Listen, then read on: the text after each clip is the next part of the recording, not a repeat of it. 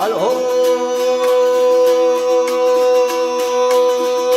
dün geceysen bağım dönsün, gel arkama daveyimin gülünde.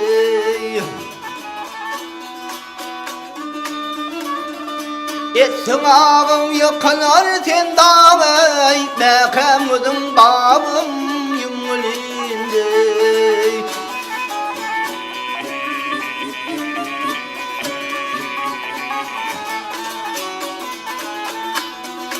Hayal varsın bir gayelten, göz görmeyen bağımsan yelge yelten.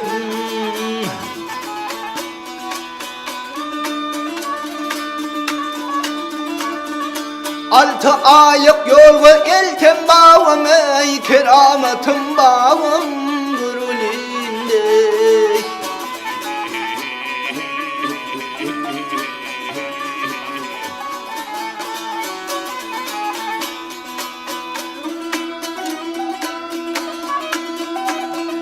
Allah eltip beni bağdır salın, tengeme katılman alayım. Cekitlerin bağrın benim bağım, ey kardan halal gibi bağım bululinde.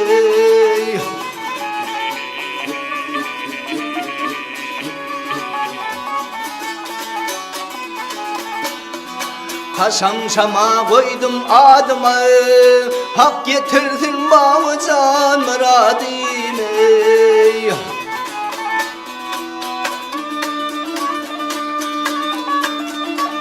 Ey Hasan Hüseyin zürriyat verme bağıma, ey barım menden salama dilinde.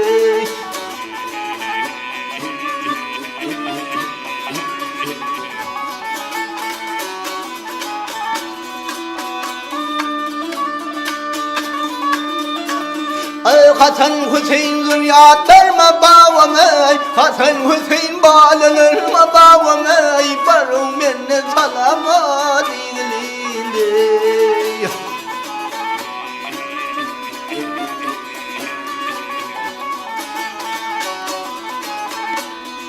Ay ay